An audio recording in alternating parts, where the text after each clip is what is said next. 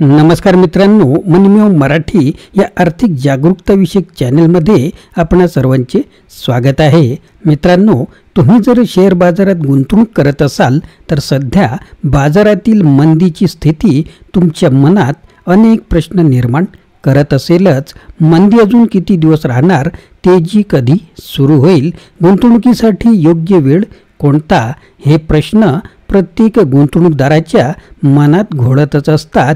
आजच्या या व्हिडिओमध्ये आपण मंदी ओसरण्याची चिन्ह ओळखण्याचा प्रयत्न करूया।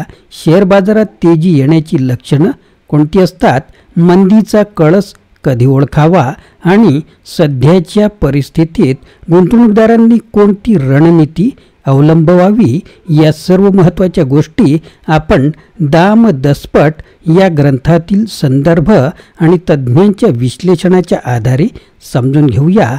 तर व्हिडिओ शेवटपर्यंत नक्की पहा, कारण शेवटी तुम्हाला मिळेल एक महत्त्वाचा गुंतवणुकीचा सल्ला जो तुम्हाला पुढील निर्णय घेण्यास मदत करेल।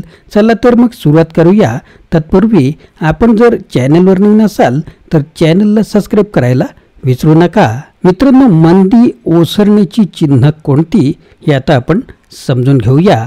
जशी जशी तेजीची जागा मंदी घेऊ लागते तशी तशी रोकडीचे म्हणजेच कॅशचे महत्त्व वाढत जाते।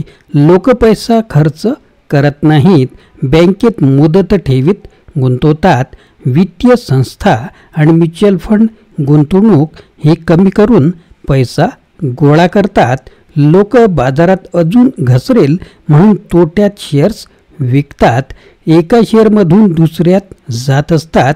मंदीने तळ गाठला असताना तेजीची केव्हा वाटचाल सुरू होईल त्याची लक्षणं समजून घ्या। 9 महत्त्वाचे मुद्दे इथे आपण मांडणार आहोत।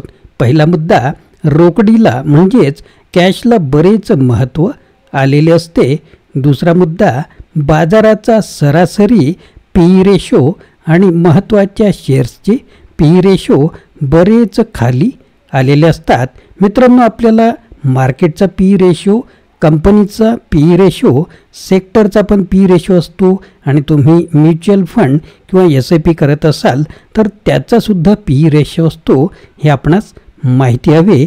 जर याची माहिती हवी असेल तर कमेंट बॉक्समध्ये नक्कीच कळवा। तर मित्रांनो, मुद्दा असा आहे की बाजाराचा सरासरी पी रेशो आणि महत्त्वाच्या शेअर्सचे पी रेशो बरेचसे खाली आलेले असतात।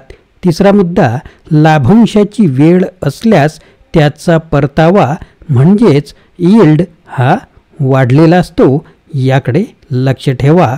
चौथा मुद्दा, शेअर्सचे बाजारी भाव पुस्तकी किमतीच्या आसपास आलेले असतात। मित्रांनो, बाजारभाव आणि पुस्तकी किमतीचा जो भाव आहे हे आपल्याला माहिती हवे। याच्यासाठी जो कंपनी ॲनालिसिस असतो त्यातील महत्त्वाचे रेशो माहिती असायला हवेच। पाचवा मुद्दा, नवीन शेअर्स बाजारात येत नाहीत म्हणजेच IPO येत नाही, याकडे लक्ष ठेवावं लागेल। सहावा मुद्दा, बँका शेअर्सवर कर्ज देण्याचे बंद करतात।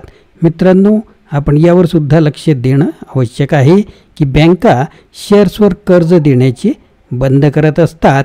सातवा मुद्दा, सोने बाजार सुधारलेला असतो म्हणजेच गोल्डचे जे काही भाव असतात ते सुधारलेले असतात।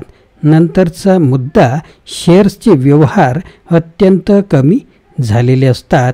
शेवटचा मुद्दा, बाजार सुधारायला कोणते तरी निमित्त पुरे होते आणि बाजार हा अप जाण्याला सुरुवात होत असते।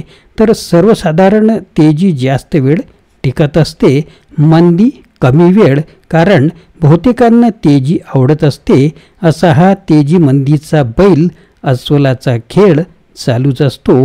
गुंतवणुकीदार प्यादी सरकवत असतोच, काहींचा खिस्सा भरत असतो, बऱ्याच लोकांचा रिकामा होत असतो, मात्र ब्रोकर मंडळींचं मीटर हे चालूच असते। त्यामुळे मित्रांनो, मंदी ओसरण्याची चिन्ह आणि या संधीचे सोन्यात रूपांतर करण्याची संधी हे आपण गमावू नका। तर मित्रांनो, यासाठी हे सर्व मुद्दे महत्त्वाचे असतात. मित्रांनो, व्हिडिओ आवडल्यास लाईक करा, शेअर करा आणि चॅनलला न चुकता आपणाला सबस्क्राईब करायचे आहे. तर शेअर बाजारात मंदी ओसरल्याची अनेक चिन्हे आपल्याला दिसू लागतात. कमी व्यवहार, मोठ्या गुंतवणूकदारांची हालचाल आणि बाजारातील सकारात्मक बातम्या. मात्र या संकेतांची योग्य ओळख आणि योग्य वेळी गुंतवणूक करणे हेच यशस्वी गुंतवणूकदाराचे गुणधर्म असतात.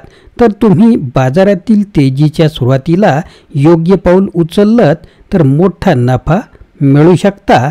म्हणजेच तुम्हाला एंट्री पॉईंट माहिती हवा. त्यामुळे भावनिक निर्णय न घेता बाजाराच्या सरासरीकडे नेहमीच लक्ष द्या. चांगल्या कंपन्यांमध्ये गुंतवणूक करा आणि दीर्घकालीन दृष्टिकोन ठेवा. शेअर बाजार हा बैल आणि अस्वलाच्या खेळासारखा आहे. मंदीही कायम टिकत नाही आणि तेजीही अनिश्चित असते. म्हणूनच योग्य माहिती आणि शांत मनाने घेतलेले निर्णय तुम्हाला यशस्वी गुंतवणूकदार बनू शकतात. तर मित्रांनो, पुन्हा भेटूया अशाच प्रकारच्या आर्थिक जागरूकताविषयक व्हिडिओत. धन्यवाद.